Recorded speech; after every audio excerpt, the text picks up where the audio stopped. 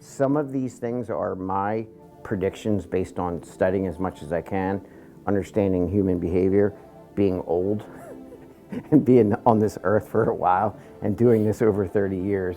So I'm just going to throw out some things that I think may be future changes in the workplace. 60% of Americans on the recent Gallup poll, which is only in the past month, they've decided that people want to work from home.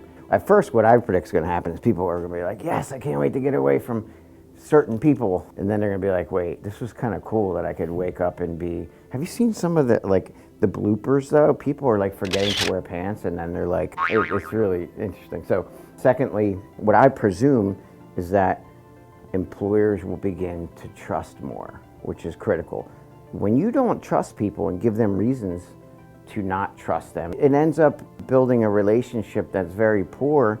And in my opinion, people are very turned off by your lack of trust in them. So it's great if you're not monitoring them by the minute, by the hour, standing over them in a workplace. My thought is that people are going to work from home quite frequently because it's safer. There will be permanent products that are evaluated. I like what Carl Binder likes to call them work outputs. Every piece of performance or every behavior you engage in will have a permanent product that'll be measured. Our hopes are that people will self-monitor and report it out and use good behavior analytic principles, and then people will be paid based on the tasks they complete at home. And it shouldn't matter if you can do it efficiently in 6 hours. That's awesome if the quality is great, versus 8 hours. To me, it doesn't matter.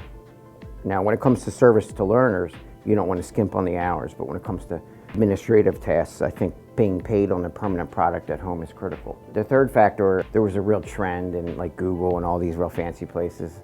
Actually, ours is a very open workplace where there would be all this space and people would congregate. I think what's more likely to happen now is cubicles, people separated, once we start opening up. So that'll probably be more of a permanent change for at least a couple of years. And then this other one is important on the bullet list. I feel really strongly that employers are starting to understand that work life and personal life, just because you go into your little makeshift office in your home, doesn't mean everything else goes away. You're only a foot away from your child needing you or a grandparent that needs your help. In my opinion, I think that employers are going to start to become more sensitive and more compassionate to the person holistically. I don't know if that's a bad word in behavior analysis, but people are going to realize like an employer has to have compassion for the person's situation at home. I think the employers that demonstrate that type of behavior will get people who are attracted to their companies. So if you're showing that you're going to be sensitive to the new reality right now, people will want to work for you, and you'll get the cream of the crop. Yeah, I agree with that.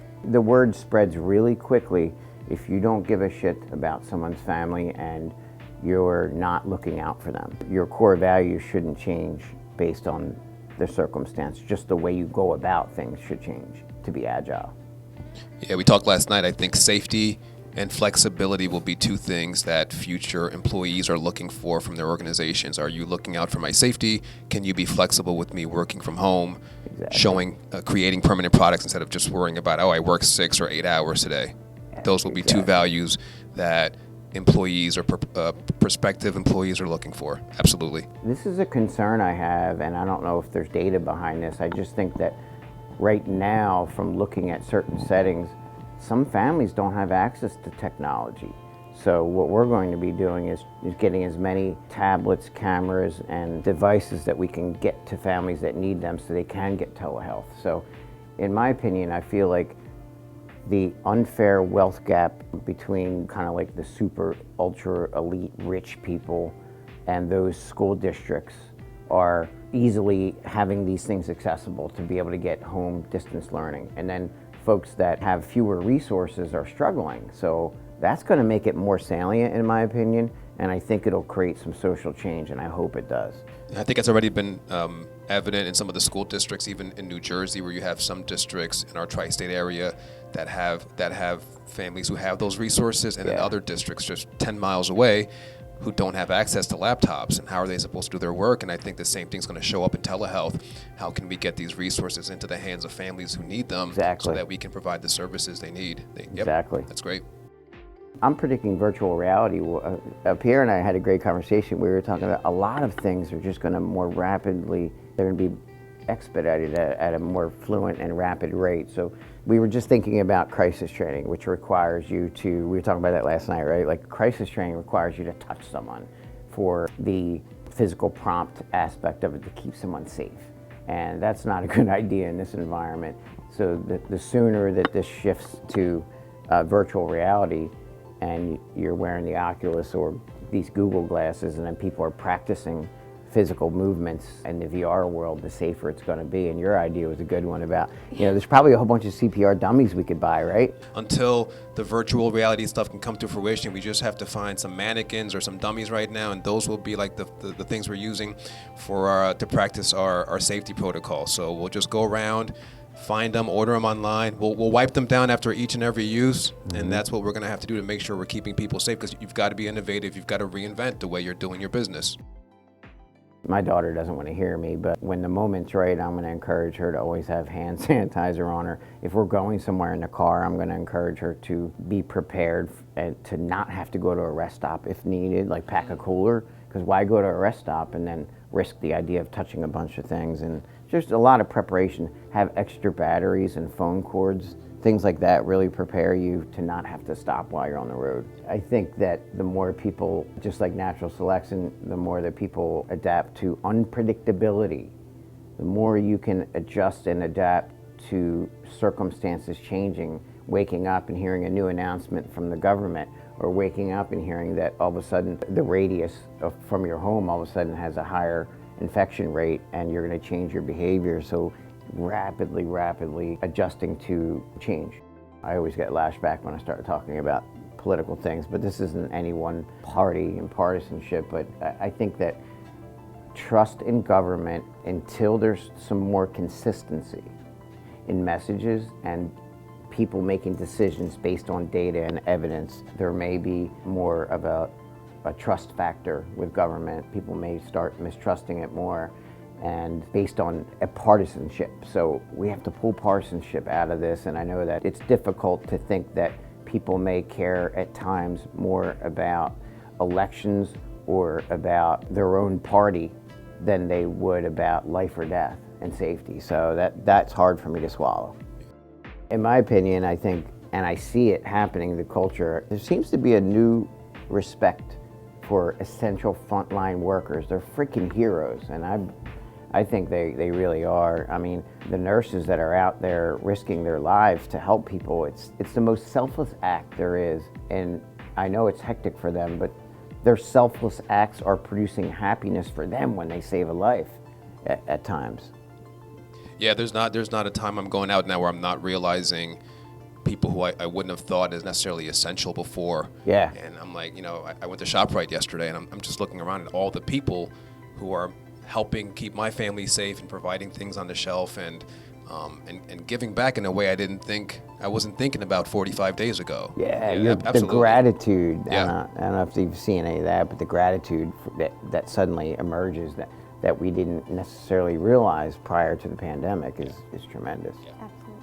This is all over the place, but commercial real estate's going to take a nosedive because people are going to be working from home quite a bit longer, and we're excited about purchasing a 40,000 square foot building. So actually at 3 o'clock we're going to take a look at it and a tour, and our plans are to set up a clinic for the future, which is segmented for and compartmentalized for safety and infection control reasons. So that'll be exciting. I think car travel's probably going to increase because people feel more comfortable knowing who's in their car and who's touched what, as opposed to being on an airline when you don't know. There's a circulation of air, and that's scary for people, I think. The second thing I'm a little bit worried about is the wrong type of leadership could infringe on people's privacy. So I think that we're at a very pivotal point in history right now where We have to be very careful about the contact tracing piece when it comes to technology. So people should have the ability to opt in and opt out of being tracked. Right now, it would be wonderful to know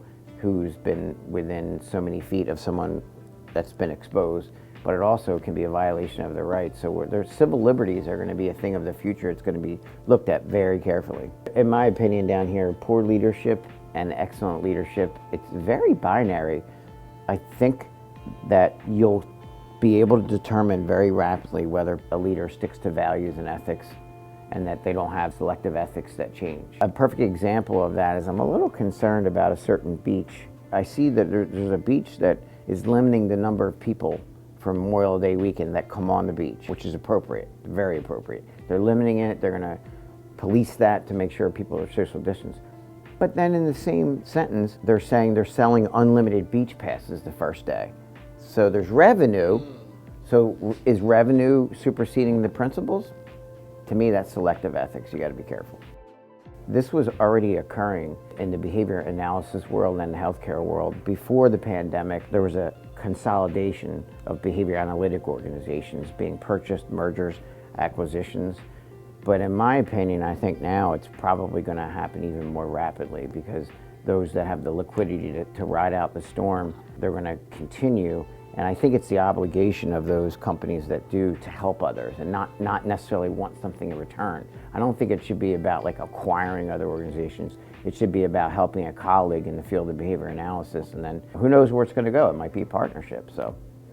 And I think if that does happen, and I agree with you, I think if it does happen, it'll be even more important for the leaders of those organizations because now they'll have even more employees and more people that they're leading for their ethics to be on point. Approach, absolutely. They got to be perfect. For the way that they're offering services to be on point so that as they're thinking about reinventing themselves, as we'll be talking about in a few minutes, that they're thinking about their consumers, they're thinking about the folks that they're leading. So if that does happen, those leaders will just need to step up in a bigger way than ever.